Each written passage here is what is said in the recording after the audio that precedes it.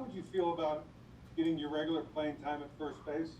I I welcome it with open arms. I played there before. When Joey Votto went down, I played over 80, 90 games over there. I've pretty much played first base ever since pretty much 2012. On and off. Some years 5 games, some years 100 games. It's something that I'm comfortable with, and it's just switching corners, man. Whatever helps the team. I know Isaiah's been having a heck of a spring training and summer camp. Um, kind of reminds me of myself when I first came up, fighting for a spot, and guy that you got to get out there. And if we got to put him at third, and I got to jump to first, so be it. It's exciting. I'm happy for him, and it just makes our team that much better. My second question is, what is your overall opinion of the Global Life Field after having been here for 3 weeks? It's too big. It's no, it's a monster field. It's poetic. It's beautiful. Watching the ball, go in the air. It is every aspect of it, inside and outside too. I was driving by the other night after we played a night game, and you can actually see through the field, pretty much half of the field, and that's something you don't see in many stadiums, if any. I really enjoy it. I think it plays well, and I'm really excited to play in such a prestigious stadium for sure. Next question. Jeff. Todd, what advantage do you think you guys have gained by playing for 3 weeks at Global Life Field when, if the season started on time, you would have had 2 games? What advantages? Yeah, little things like balls down the third base line. If I miss it, how we're going to react. It can take. There's multiple hops it could take off that wall. So we're going to have a shortstop kind of get on his tail, Elvis get on his tail, or me get out there to get it so we can minimize runs scored or a double at least. Knowing the turf, how it plays, knowing the dirt, how it plays, the backdrops of things, things like that. When we opened the facility up, the sun came in. It was a little different seeing the ball until the sun went away. So things like that, if we do open up the stadium, just little details, the things that, for me, never go unnoticed. A bunt for a situation, for an example, it does some stuff on there that you don't really see at other stadiums. I like to keep to myself because I don't want many people to know, especially third baseman, what can happen over there. And intricacies, fun facts, and things that you have to do your homework for. You got to study for, and that's studying your field, and hopefully everything take care of itself when the test comes, and that's the games. What was the first thing you noticed when you walked out on the field? Was there anything that grabbed you, besides the roof? Yeah, no, that's funny you say that. I mean, Frank, when you first go to a place, you come to New York. What is the first thing you do? You look up, and seeing through the stadium, I think that's pretty cool. I think the jumbotron, it feels like it's right on the field. I'm gonna be excited to see if Joey Gallo or Rugi or Danny Santana, name a couple, can hit that jumbotron.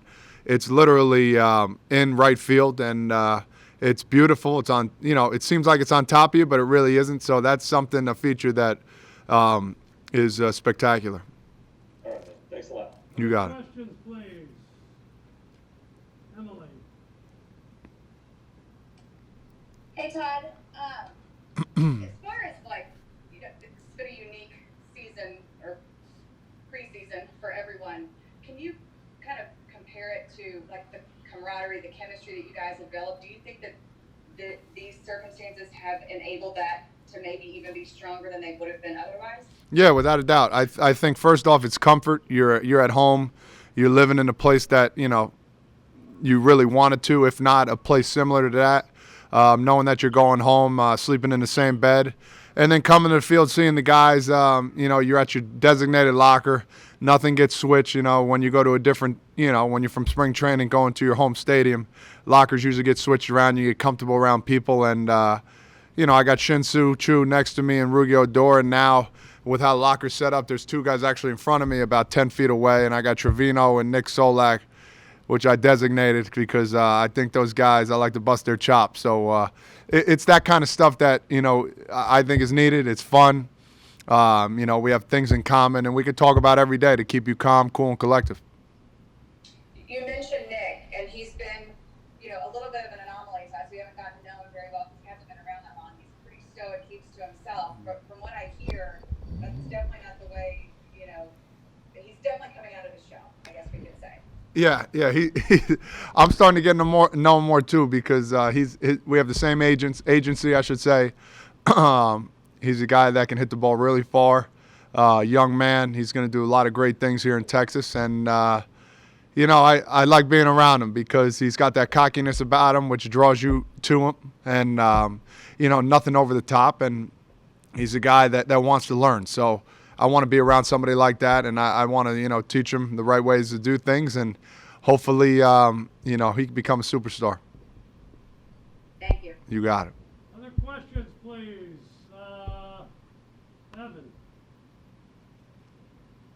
Hey Todd, I had noticed that you have faced Lance Lynn probably as much. Well, the only player you faced more was Gallardo, so you faced him a lot in your career.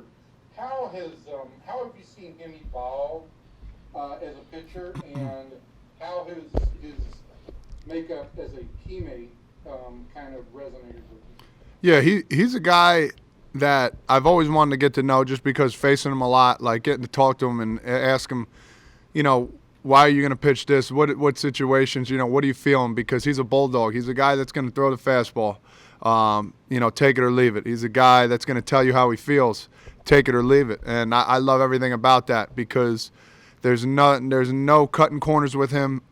And he's a guy that says, you know what?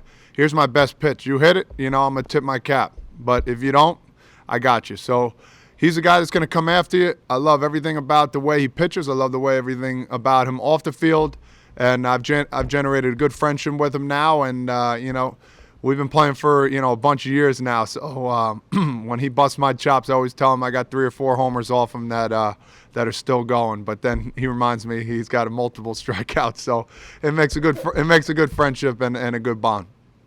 Has the personality that you've gotten to know as a teammate, is that any different than what you envisioned as a competitor, as a opponent? No, I mean, you look at the size of him. He's a guy, if you see a guy with that size and all of a sudden, he doesn't talk or he's shy, you would think different. No, but this guy, he talks, if he feels like there's something wrong, he's going to let you know.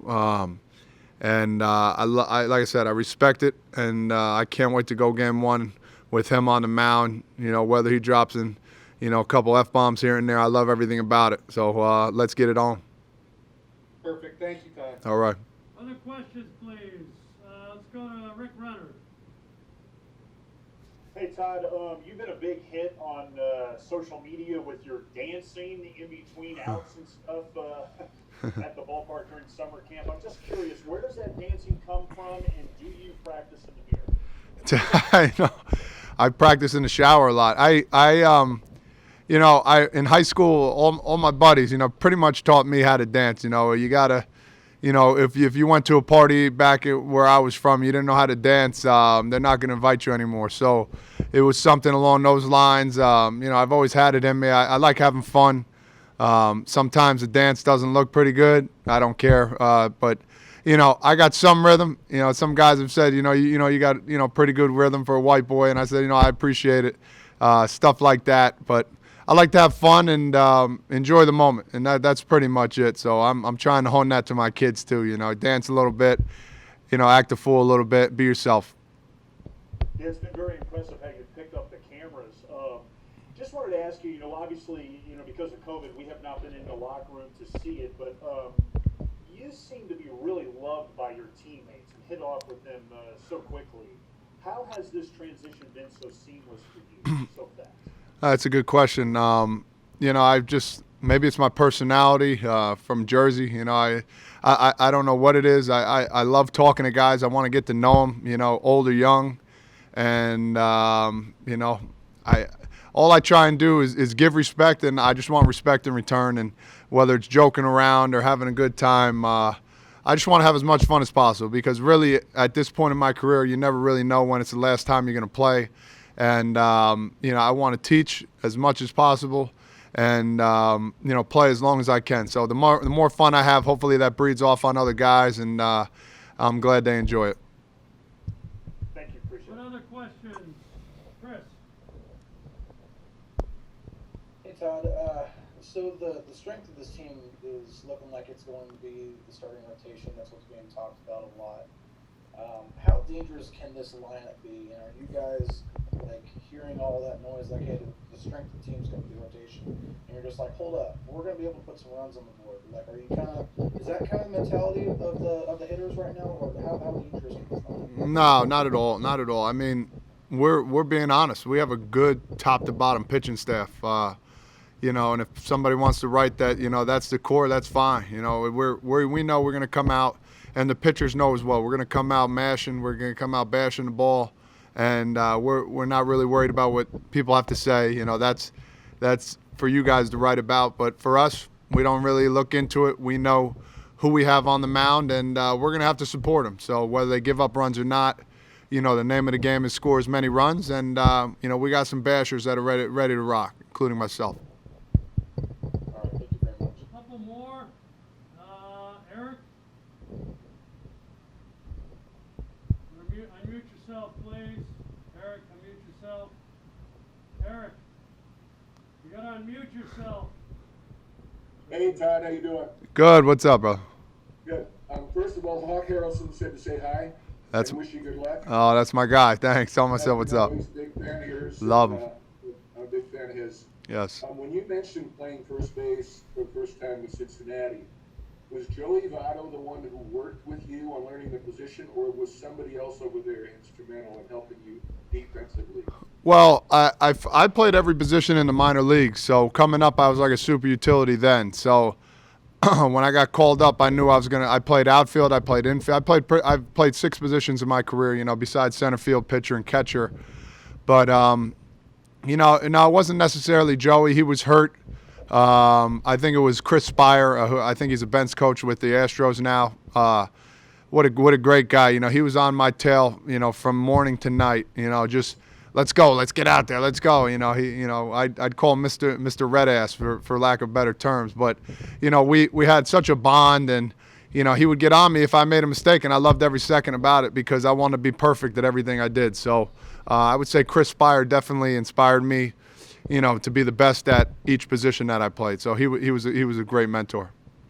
And how would you rate the turf right now in terms of how fast it is, like compared to the grass surface we used to have at the old park, which Yeah. was awfully fast? Yeah, it's quick. It's really quick, and it gets bouncier as it hits the dirt. But it's all about reaction, especially at the corner positions. If that ball bounces high, you got to go get it. It's going to be a do-or-die situation just because of how the turf is. You don't want to get another. You're going to get a nice hop, but is it going to be higher or is it going to settle? So there's different ways of going about it. But yeah, it's playing pretty fair, but it's very quick. Thank you. Mm-hmm. Other questions? Steven? You were talking a minute ago about getting used to the stadium, and you've had that opportunity. And jumping ahead to opening day, opening day, you've been a part of many of them. Have you thought about the surreal atmosphere it's going to be? It's going to be opening day in a brand new stadium and nobody there. Yeah, I haven't thought about that. Yeah, it's going to be different. It's going to be one for the record books for sure. I know. I think in Baltimore they played that one year against the White Sox and nobody was in the stands. It was kind of eerie.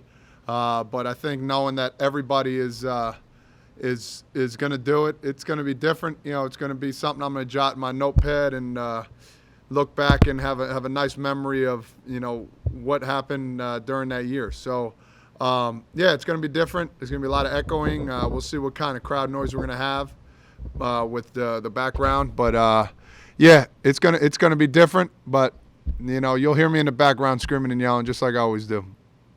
Opening day in July is surreal enough anyway. So, Yeah. But it's opening day, so that adds something to it, doesn't it? Without a doubt. I'm just hoping to get a nice picture of it, and to put in my man cave and say, show my kids, Daddy played in this crazy season, and it never happened again. So hopefully that's basically what happens.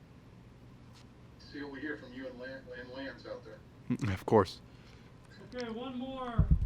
Evan, last question. Hey Todd, Woody said the other day that one of the umpires, I don't recall whether it was Barksdale or Barrett, but they had talked a little bit about it was difficult to see and that the batter's eye was a little bit light. Have you guys noticed anything like that? Is that an issue or something that needs to be addressed? No, not for us. I think when they opened the roof, when the sun was out, it was really light.